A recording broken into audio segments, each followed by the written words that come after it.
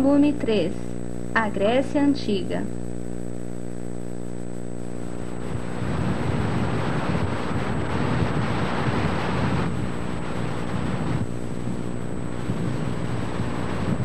Não há nada mais simples e comum do que um navio cortando calmamente os oceanos pelo mundo. Basta marcar os mapas, ligar os computadores e o piloto automático faz o resto.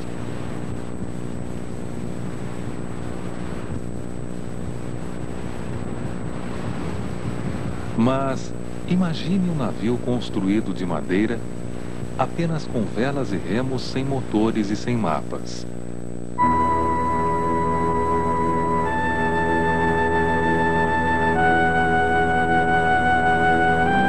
Era assim que os fenícios navegavam.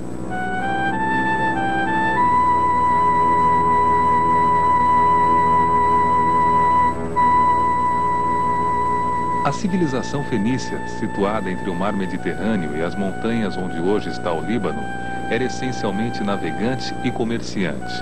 Aproveitando a grande quantidade de florestas de cedro que possibilitava a construção de navios e sua posição geográfica, os fenícios fizeram do comércio marítimo sua principal fonte de riqueza, uma vez que seu solo era muito pobre para a agricultura e a pecuária.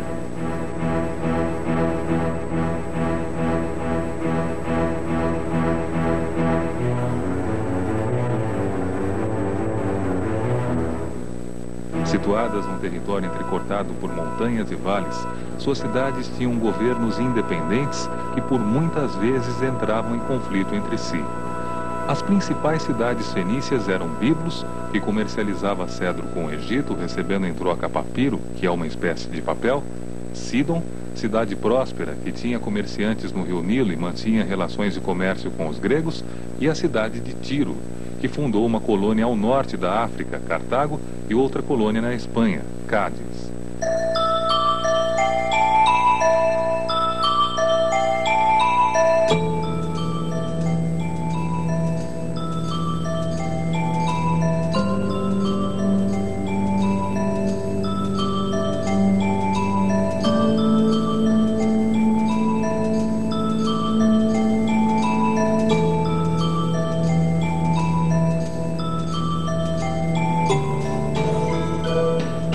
Seus comerciantes chegaram a atingir a Sicília e até as Ilhas Britânicas.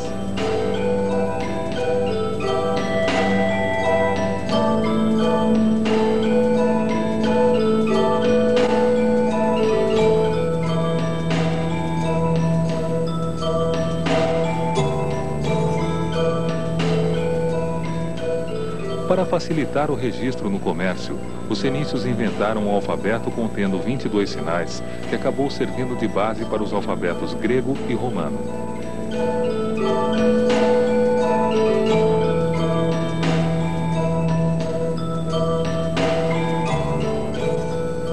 Outro povo que tinha como base de sua economia o comércio marítimo era o cretense, que levava seus produtos a vários pontos da Ásia. Viviam na ilha de Creta, localizada no arquipélago grego há cerca de 3.000 anos antes de Cristo, sendo sua sociedade bem diferente das demais da época. Nesta sociedade, homens e mulheres tinham direitos iguais, havia pouca diferença entre as classes sociais e quase não existia escravidão. No entanto, nem todas as civilizações tiveram uma trajetória calma e constante.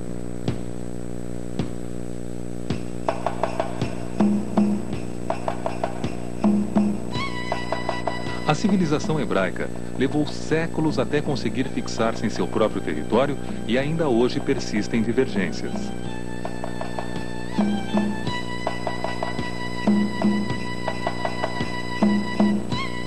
Os hebreus, também chamados israelitas e judeus, viviam no continente asiático, às margens do rio Jordão, onde hoje encontramos o Mar da Galileia ao norte e o Mar Morto ao sul. Essa região recebe o nome de Palestina.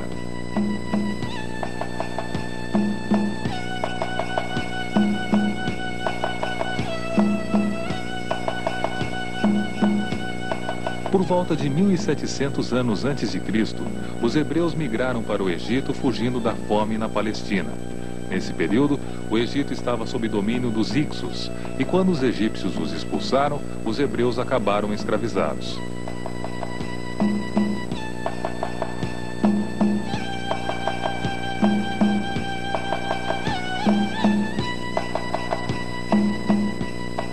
Somente por volta de 1200 a.C., uma fuga em massa liderada por Moisés levou os hebreus de volta para a Palestina, devolvendo-lhes a liberdade. Esse fato ficou conhecido como Êxodo.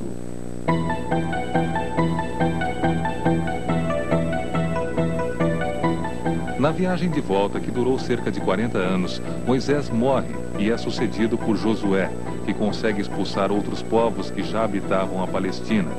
Nesta luta, as tribos hebraicas uniram-se, fundando o reino de Israel e estabelecendo sua capital em Jerusalém.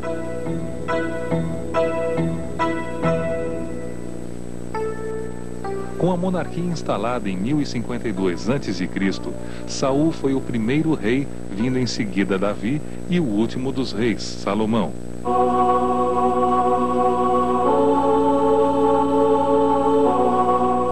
Em 930 a.C., com sua morte, as 12 tribos hebraicas separaram-se em dois reinos, o reino de Israel ao norte e o reino de Judá ao sul.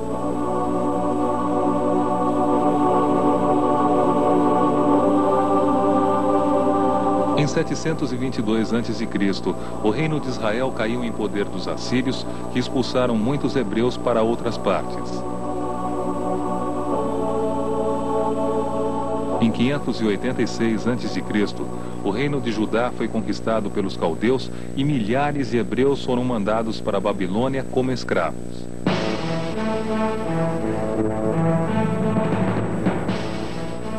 Somente quando os persas tomaram a Mesopotâmia, os hebreus foram libertados e alguns deles retornaram para Judá, no ano de 538 a.C.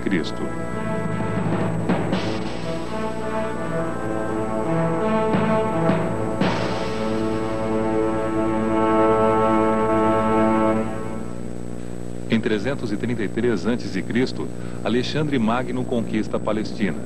Em 63 d.C., os romanos arrasam Jerusalém e no ano de 131, o Império Romano definitivamente esmaga uma rebelião, escravizando e dispersando os judeus pelo mundo. Essa dispersão recebeu o nome de diáspora.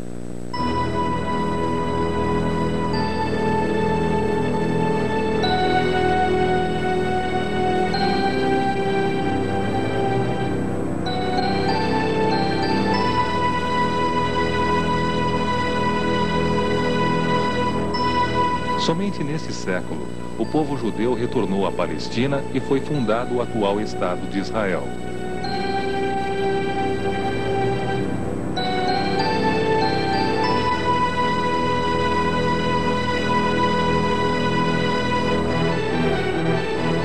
Apesar de não apresentar nenhuma grande realização no campo da ciência e das artes, o povo hebreu foi o primeiro a ter em sua crença um único Deus, acreditando na imortalidade da alma e na vinda do Messias, que seria o Salvador.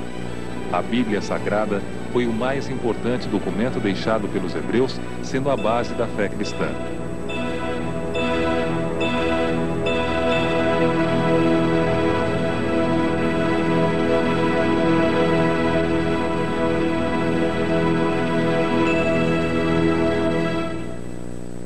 No Planalto do Irã, região desértica que vai do Mar Cáspio ao Golfo Pérsico, o rei persa Ciro o Grande dominou os medos e reuniu todas as tribos da região, fundando o Império Persa. Em 539 a.C., dominou a Babilônia, libertando os judeus. Seu vasto império compreendia também a Ásia Menor.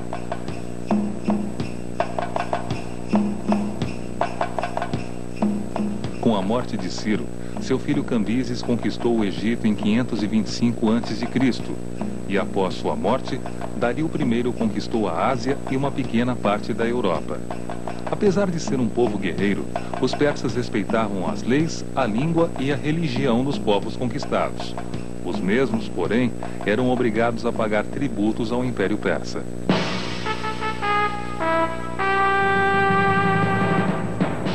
Dario organizou o império descentralizando a administração, ou seja, dividiu-o em províncias e nomeou governadores. Construiu uma rede de estradas para facilitar o comércio e melhorar o funcionamento do correio real.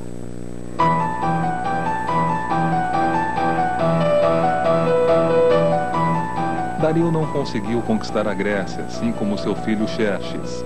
As guerras entre persas e gregos são as chamadas Guerras Médicas.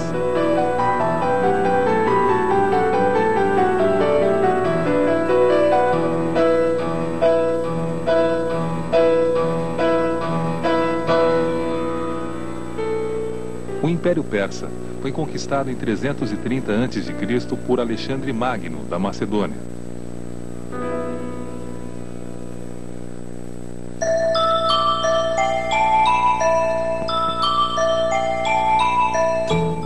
Como já vimos anteriormente, as Olimpíadas, que hoje se realizam a cada 4 anos e reúnem atletas dos 5 continentes, foram criadas pelos gregos.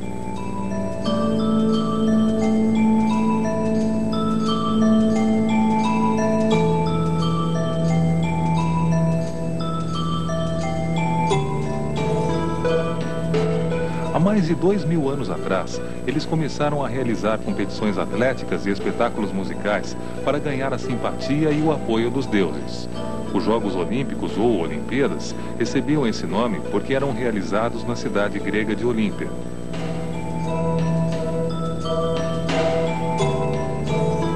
A civilização grega foi uma das mais desenvolvidas de todos os tempos.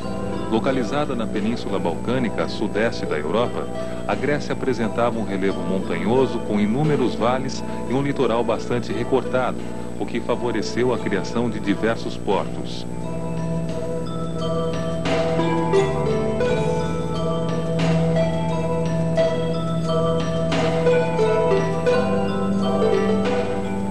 Já o relevo favoreceu o aparecimento de cidades com suas próprias leis, seu governo e sua própria moeda, independentes uma das outras, isso devido à dificuldade de comunicação. As cidades-estado, como eram chamadas, nasciam com os camponeses que construíam verdadeiras fortalezas para se protegerem de possíveis ataques. Mais tarde, novos moradores construíam suas casas ao redor da fortaleza e uma nova muralha precisava ser construída para proteger essas vilas. Assim, nasciam as polis.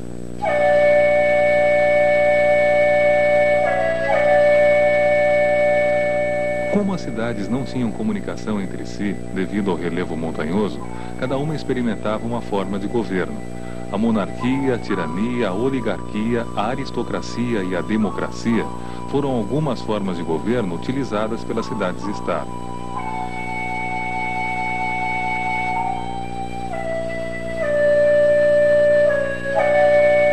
Lembram-se que para que pudéssemos entender melhor a história, foi melhor dividi-la em períodos?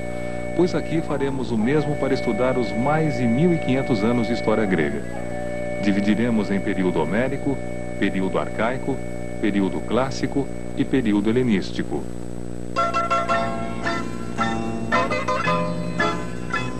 O período homérico recebe esse nome porque o que temos de informações a seu respeito foram passadas pelo escritor Homero em seus poemas Ilíada e Odisseia. O período homérico caracterizou-se pela comunidade agrária, familiar. A propriedade comunitária produzia cereais, uvas e olivas e criava cabras, ovelhas, cavalos e vacas, não havendo classes sociais nem escravos. Porém, com a falta de terras férteis, as propriedades começaram a ser mal divididas e, como a maioria ficou sem terras, começaram a surgir as cidades-estado, onde escravos e estrangeiros não tinham direitos civis.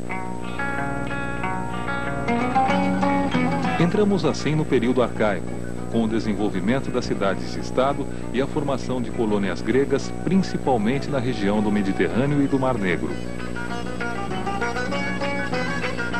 A expansão marítima e colonizadora favoreceu a formação de portos no litoral e a entrada de produtos importados, o que desagradou aos pequenos agricultores. Muitas lutas entre o povo e a nobreza começaram a ocorrer em diversas cidades. Onde a nobreza era vitoriosa, instalava-se o regime aristocrático. Onde o povo vencia, aos poucos instalava-se uma democracia. Daí a origem da palavra, demos igual a povo.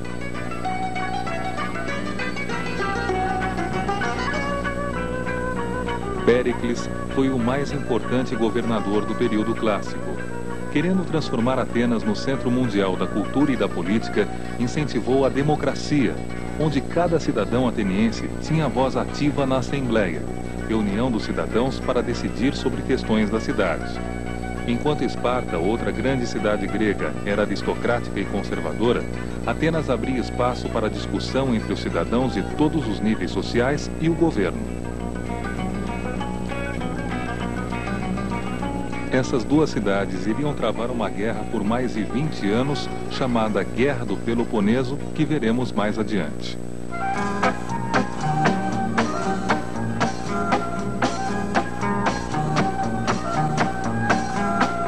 O quarto e último período, o período helenístico, foi marcado pelas constantes lutas entre as cidades-estado, mesmo depois de terminada a Guerra do Peloponeso.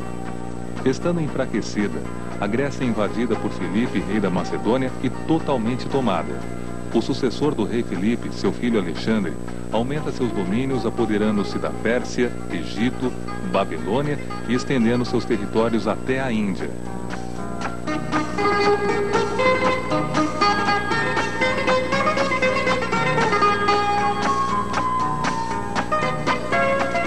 Alexandre o Grande, como ficou conhecido, morreu em 323 a.C.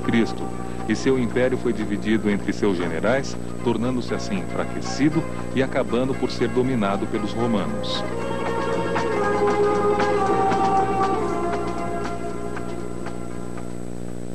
A Guerra do Peloponeso.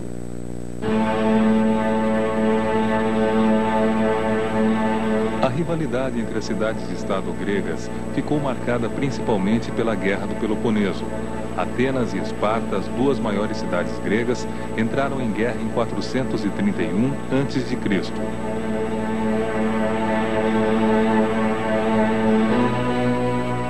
Atenas estava localizada às margens do Mar Egeu, sendo assim uma cidade de navegadores e comerciantes. Consequentemente, recebia influência de outros lugares do mundo. Foi o berço da democracia grega e entre sua população estavam muitos filósofos, poetas e artistas.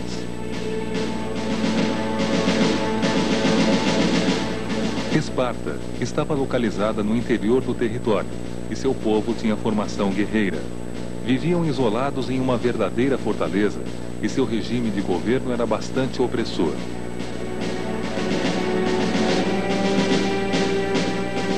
Enquanto a educação dos atenienses estava calcada na formação intelectual e artística, com suas crianças recebendo aulas de música e ginástica, os espartanos preocupavam-se em criar verdadeiros soldados com aulas de formação militar e condicionamento físico. Tudo começou com a vitória de Atenas sobre os persas. Para manter uma força naval permanente, Atenas fez uma aliança com outras cidades, a Liga de Delos, porém aproveitando-se para os seus próprios interesses econômicos. O fato de Atenas entrar em conflito com a cidade de Corinto fez com que Esparta declarasse guerra contra a mesma e montasse uma aliança com outras cidades.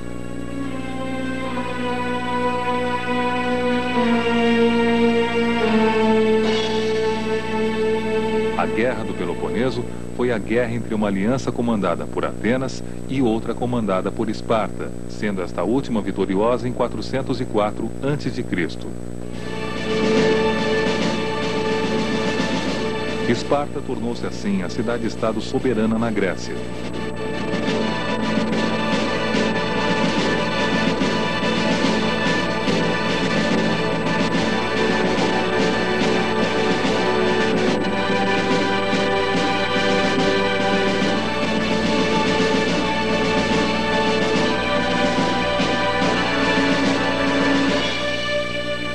E por falar em soberania, não poderíamos deixar de falar da soberania grega nas artes, na filosofia e na ciência sobre as civilizações antigas. A arquitetura grega constituía verdadeiras obras de arte com seus 3 principais estilos arquitetônicos: o dórico, o jônico e o coríntio, dentre outros. Muitos templos e esculturas foram construídos em honra aos deuses.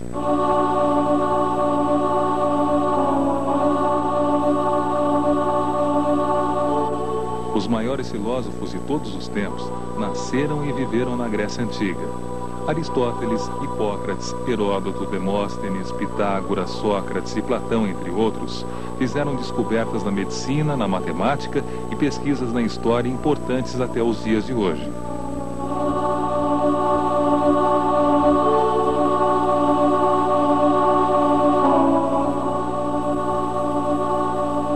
Já na filosofia, no teatro e nas artes, nem é preciso dizer nada, basta que apreciemos.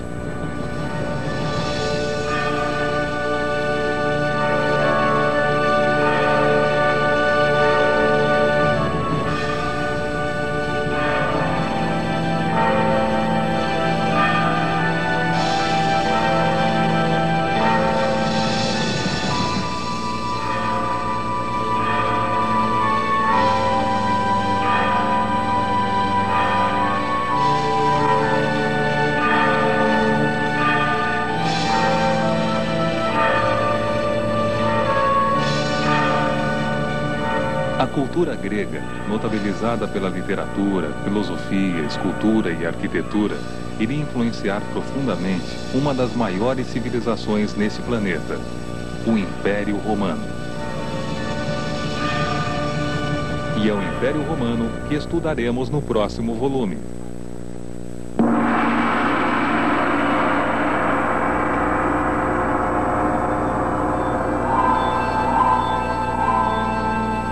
O mundo está pronto.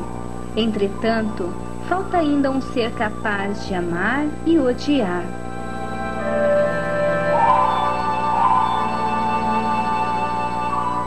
Prometeu iria esculpir estátuas. Apolo as iluminaria com sua luz. E Atena, filha de Zeus, colocaria nelas uma alma. Assim nasceria o homem. Os deuses gregos, seus heróis e suas lendas compõem a mitologia grega. Tendo como morada o Monte Olimpo, os deuses gregos viveram histórias que até hoje influenciam nossas vidas, seja com seus nomes, seja no cotidiano ou no pensamento.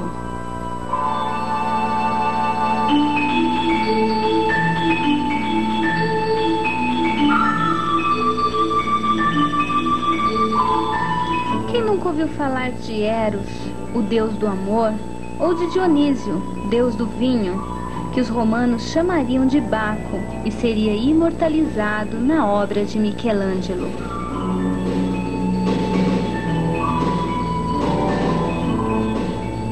Mitos e lendas que iriam influenciar a religião romana durante sua dominação sobre os gregos. Em grego ou em latim, esses mitos acabaram por enriquecer nossas vidas, seja através das obras de arte, seja pela sua sabedoria.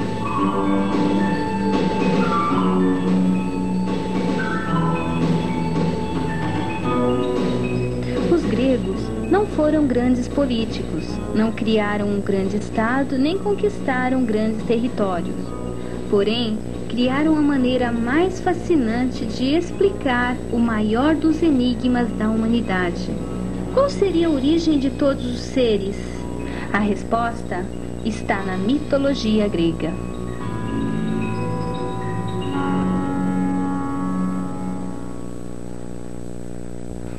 Resumindo,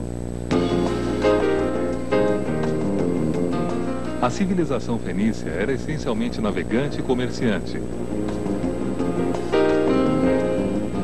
Na ilha de Creta, os cretenses tinham uma sociedade diferente das outras, onde homens e mulheres tinham os mesmos direitos, com pouca diferença entre as classes sociais.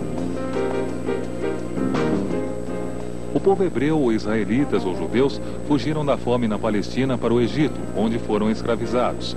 Uma fuga em massa liderada por Moisés levou os hebreus de volta à Palestina, e esse fato ficou conhecido como Êxodo.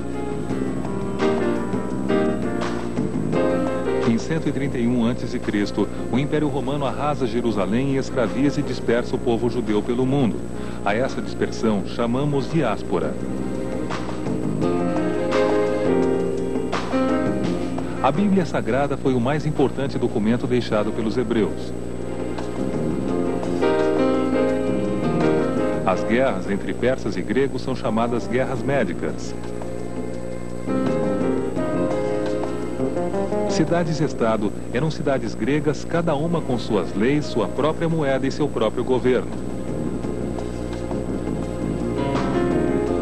A história grega está dividida em período homérico, período arcaico, período clássico e período helenístico.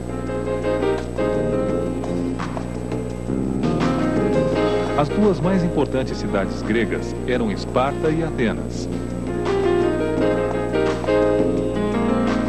Enquanto Atenas tinha uma educação intelectual e artística, Esparta preocupava-se em criar atletas e soldados.